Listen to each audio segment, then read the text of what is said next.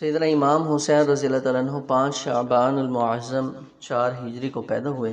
آپ کی پیدائش مبارکہ سے پہلے حضور صلی اللہ علیہ وسلم کی چچی ام فضل زوجہ جو تھی حضرت عباس رضی اللہ عنہ نے ایک خواب دیکھا کہ حضور صلی اللہ علیہ وسلم کے جسم مبارک سے گوشت کا ایک ٹکڑا جدا ہو کر ان کی جھولی میں آ گرا۔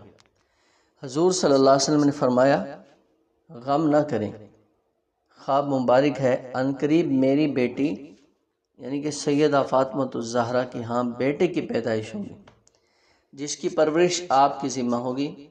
چنانچہ اس خواب کے کچھ عرصے بعد حضرت حسین رضی اللہ عنہ پیدا ہوئے اور یوں جنت کے شہزادوں حسن و حسین کی خوبصورت جوڑی مکمل ہو گئی۔ خبر ملتے ہی نبی کریم صلی اللہ علیہ وسلم تشریف لائے اور برکت کے لیے اپنی زبان مبارک نومولود کے منہ میں ڈالی، دائیں کان میں اذان اور بائیں کان میں اقامت کہی۔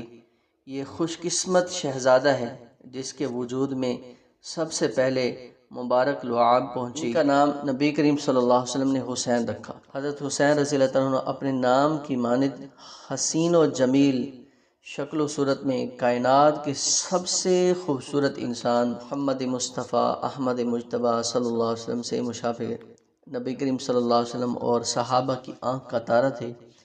حسنین کریمین رضی اللہ تعالیٰ عنہ کے متعلق زبان نبوت سے کیا خوبصورت الفاظ ادا ہوئے، اللہ جس طرح میں ان دونوں سے محبت رکھتا ہوں تو بھی ان سے محبت رکھ، اور جو ان دونوں کو محبوب رکھے تو اس سے بھی محبوب بنا لے۔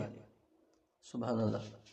میرے دوستو، اللہ تعالیٰ کی محبت حاصل کرنا کا ایک آسان نسخہ ان شہزادوں سے محبت قلبی ہے، قلبی محبت بھی ہے، کیونکہ یہ رسول کریم صلی اللہ علیہ وسلم کی مقبول دعا ہے۔ حضور صلی اللہ علیہ وسلم کو بھی ان شہزادوں سے بے حد محبت تھی۔ ایک بار حضرت حسین رضی اللہ عنہ کے رونے کی آواز سن کر سیدہ فاطمہ رضی اللہ تعالیٰ عنہ سے فرمایا کیا تو نہیں جانتی اس کے رونے سے مجھے تکلیف ہوتی ہے؟ ایک دفعہ تو اس محبت کی حد ہو گئی۔ آپ صلی اللہ علیہ وسلم نے فرمایا حسین مجھ سے ہے، میں حسین سے ہوں۔ اسی طرح ایک جگہ ارشاد فرمایا حسن و حسین تو جنت کے نوجوانوں کے سردار ہیں۔ کبھی ان کی الفت میں ممبر سے اتر آتے، کبھی سجدہ طویل کر دیتے، کیونکہ پشت پر جنت کے نوجوانوں کے سردار سوار ہیں۔ کبھی ارکان نماز ادا کیے جا رہے ہیں کہ شہزادہ رسول وجوہ اطہر کے ساتھ چمٹے ہوئے ہیں، کبھی ان بچوں کے ساتھ دوڑ رہے ہیں، اور کبھی کندھوں پر سواری کی جا رہی ہے۔ دیکھنے والوں نے کہا سواری کتنی اعلیٰ ہے، تو فوراً زبان نبوت سے نکلا سوار بھی تو کتنا اعلیٰ ہے۔ ایک روز نبی کریم صلی اللہ علیہ وسلم نے انہیں کئی لڑکوں کو کشتی میں بچھاڑتے دیکھا تو فرمایا یہ شجاع ابن شجاع ہے۔ اپنے والد سے قرآن پاک پڑھتے ہوئے آیات جہاد پر جنگ کے طریقے اور گر پوچھتے، اور صرف زبانی نہیں عملی تربیت کی درخواست کرتے۔